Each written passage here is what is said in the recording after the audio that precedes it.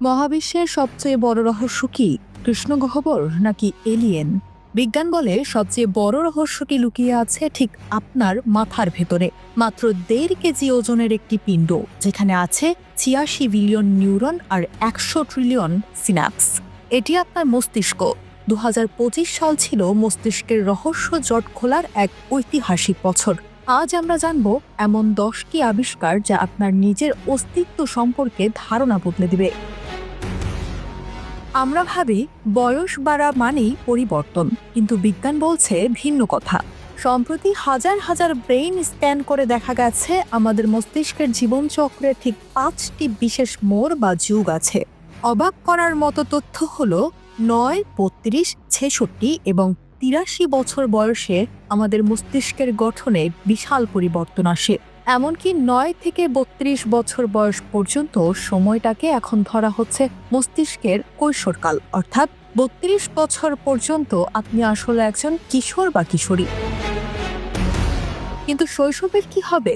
1 থেকে 2 বছর বয়সের কোনো কথা আমাদের মনে থাকে না। আমরা ভাবতাম তখন মস্তিষ্ক স্মৃতি তৈরি করতে পারে না, কিন্তু 2025-এর গবেষণা বলছে 1 বছরের শিশুর হিপোক্যাম্পাস দিব্যি স্মৃতি জমা করতে পারে। স্মৃতিগুলো সেখানে আছে, কিন্তু বড় হওয়ার পর আমরা সেই ফোল্ডারের চাবি হারিয়ে ফেলি। কেন এমন হয়? এই রহস্যের উত্তর এখনো বিজ্ঞানীদের পকেটে। বড়দের আলঝেইমার্স বা স্মৃতিভ্রংশ রোগের জন্য টাউ নামক এক প্রোটিন দায়ী। এটি মস্তিষ্কের জট পাকিয়ে কোষ মেরে ফেলে। কিন্তু বিজ্ঞানীরা দেখে অবাক হয়েছেন যে নবজাতক শিশুদের মস্তিষ্কেও এই প্রোটিন প্রচুর থাকে, অথচ তাদের কোনো ক্ষতি হয় না। এর মানে কি? এর মানে হলো, আমরা যদি শিশুদের সেই সুরক্ষা কবচ বুঝতে পারি, তবে ভবিষ্যতে আলঝেইমার্স চিরতরে নিরাময় করা সম্ভব হবে।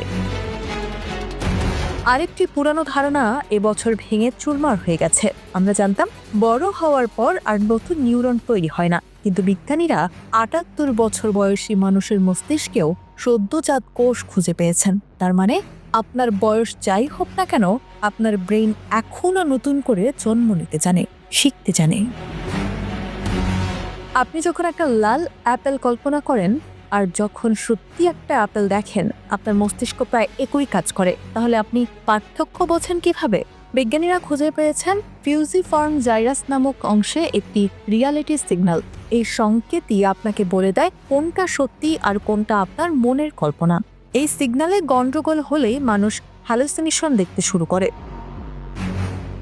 চিকিৎসা বিজ্ঞানেও এসেছে বৈপ্লবিক সাফল্য। হ্যান্টিংটন নামক এক মরণ ব্যাধি যা মানুষকে পঙ্গু করে দেয়, তার জন্য এসেছে AMT-130 নামের একটি ঔষধ। এটি সরাসরি রোগের উৎসে আঘাত করে, যদিও এর জন্য 8 থেকে 10 ঘন্টার জটিল সার্জারি লাগে, কিন্তু এটি হাজারো মানুষের জীবনে বেঁচে থাকার স্বপ্ন দেখাচ্ছে। আপনি কি মনে করেন শুধু মানুষই যুক্তি বোঝে? 2025 সালের গবেষণা বলছে শিম্পাঞ্জিরাও প্রমাণ বিচার করতে পারে।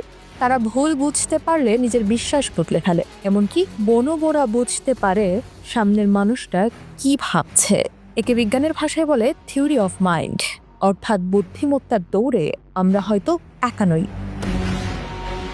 আর রঙের কথা ভাবুন, আমরা শুধু লাল, নীল আর সবুজ আলো দিয়েই সব দেখি, কিন্তু গবেষকরা লেজার ব্যবহার করে আমাদের চোখের বিশেষ কোষগুলোকে এমনভাবে উদ্দীপ্ত করেছেন যে মানুষ সম্পূর্ণ নতুন এক রং দেখেছে, যে রং এই পৃথিবীতে প্রাকৃতিকভাবেই নেই। বিজ্ঞানীরা এর নাম দিয়েছেন ওলো। এটি এক তীব্র নীলাভ সবুজ রং, যা মানুষের ইতিহাসে এর আগে কেউ দেখেনি। কল্পনা করতে পারেন এমন কত শত রং আমাদের চারপাশে লুকিয়ে আছে যা আমরা দেখি না? আপনি কি জানেন আপনার মাথা আসলে আলো ছড়ায়? না, এটা কোনো রূপক নয়। আমাদের মস্তিষ্ক কাজ করার সময় উপজাত হিসেবে বায়োফোটন নামক এক প্রকার আলো নিঃসরণ করে। বিজ্ঞানীরা প্রথমবারের মতো খুলির বাইরে থেকে এই আলোর ছটা শনাক্ত করেছেন। আপনি যখন গভীর কোনো চিন্তা করেন বা প্রেমে পড়েন, আপনার মস্তিষ্কের আলোর ধরন বদলে যায়। আমরা আক্ষরিক অর্থেই আলোর মানুষ। কিন্তু সবকিছুর পরেও একটা প্রশ্ন থেকে যায়, চেতনা কি? কোটি কোটি নিউরনের বৈদ্যুতিক সংকেত কিভাবে আপনার আনন্দ, দুঃখ ও ভালোবাসার অনুভূতি তৈরি করে? 2025 সালের দুটি বড় বৈজ্ঞানিক তত্ত্বের লড়াই শেষেও আমরা এর স্পষ্ট উত্তর পাইনি। বিজ্ঞান হয়তো এখনো অন্ধকারের হাত রাখছে, তবে প্রতিটি আবিষ্কার আমাদের মনে করিয়ে দেয় আমাদের মস্তিষ্ক এই মহাবিশ্বের সবচেয়ে সুন্দর এবং রহস্যময় যন্ত্র। আগামীকাল যখন ঘুম থেকে উঠবেন, মনে রাখবেন আপনার মাথার ভেতর একটি জগৎ আছে যা এখনো সম্পূর্ণ আবিষ্কৃত হওয়ার অপেক্ষায়।